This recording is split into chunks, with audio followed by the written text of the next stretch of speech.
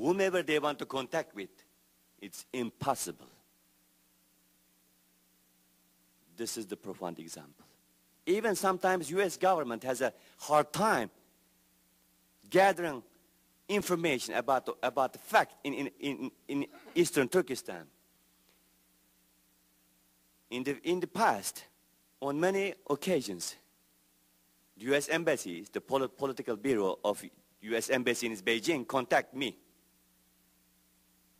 and asked me to provide information about the situation in our homeland, saying, Mr. Anwar Yusuf Turani, the president of, because I'm the director of, or the founder of the East Turkestan government, before we set up the government in Exile, I set up the one organization called East Turkestan National Freedom Center with my fellow Eastern Turkestanis, Hussein Qari Islami, or Hussein Qari, maybe known as Hussein Qari Turkestani, or the Abdul Qadir Ahmed, who had been living, who lived in Saudi Arabia for many years. I received some support from my fellow East Turkestanis to run my organization.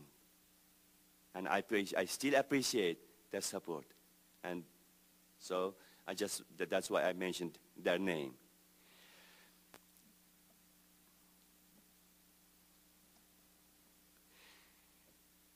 So Beijing doesn't want the world to know of its treatment of East Turkestani people. They prefer to carry on their repression out of the sight of the world. I just want to mention again. When the U.S. Embassy called me, Mr. Turani, could you provide some information about that? Because we have a hard time gathering information about the fact. We tried to contact with the Chinese, that local officials, government officials, or regional officials, or that the native Uyghur people or Kazakhs, to get some information about the situation, political situation, or the unrest in your homeland, but they don't want to talk to us. They just want to talk to us. They reject us. Then we just want to, talk to the ordinary people of Eastern Turkestan, in Kashgar, in Altai, or Guljar, in Kucha somewhere. But it's impossible for us to approach them, to ask them to give us information. It's impossible. So at this time, please help us. If you gather any information about what's going on, we will be appreciated. So this is the sign that this is the best example of our activism. Not only we serve for the sake of our people, East Turkestan, Turkestanis, but we serve for the sake of the U.S. government, for the sake of the U.S. public, for the sake of the whole international community in terms of gathering information and providing information. Now, we set up our government in exile, still for the same purpose, gathering information and distributing information to educate the international community, to offer our help to resolving some most sensitive issues, most important issues, like in terms of identifying who the real terrorists are, who are behind the real terrorists are. And it is Communist China, and we have the evidence of that. Many people say that Osama bin Laden is helping, or trying to help, for East Turkestani people get their independence, or, launch war.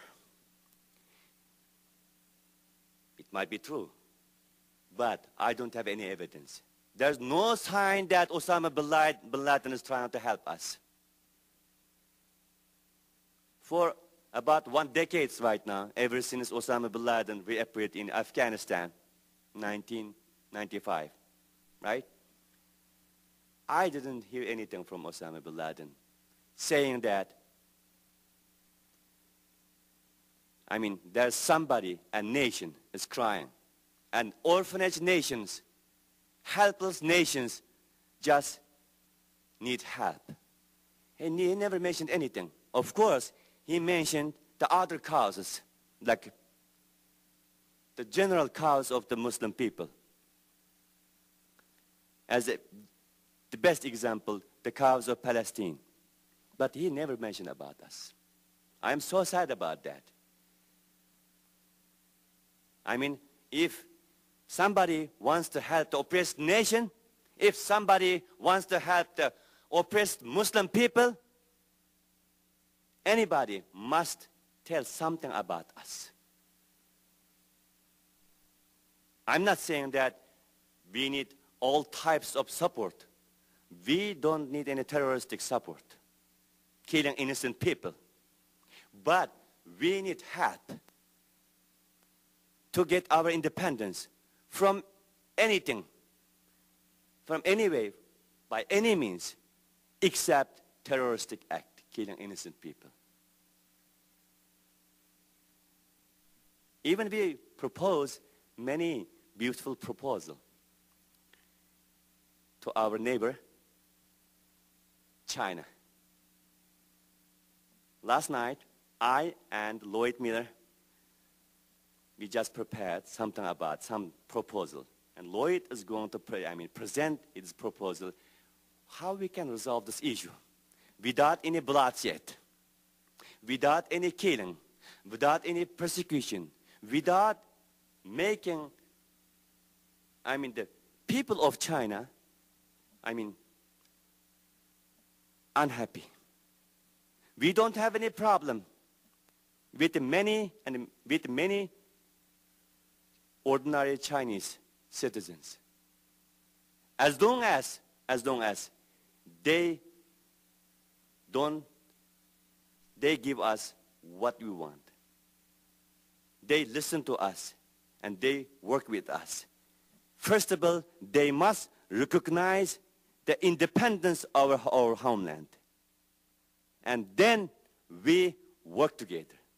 We have some group of East Turkistani people in abroad, especially, as you know, the East Turkistan, Dünya Uyghur Qurultayı, the World Uyghur Congress, for instance. They have different strategies. They want to work with anybody to bring democracy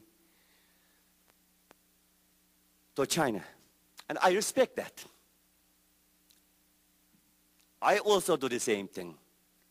But I do something, our government do something what the World Uyghur Congress doesn't. For instance, World Uyghur Congress doesn't promote independence, just autonomy. But I still respect their ideas or the opinion, because we are democratic Republic of East Turkestan. We respect that. But as the government in exile of Eastern Turkestan, we address the world that we want independence. We want independence. We have autonomy right now, but autonomy is only in the paper. It's fake. It doesn't work. It's just pass fire. We just put to the international community that this nation has the autonomic status. They have everything, but it's not true. As I told you, some example, right? Nobody has the right to travel. If somebody wants to get a passport, Chinese passport, it takes decades. If he is lucky, he has money, he has any way. Otherwise, there's no way somebody will go to abroad.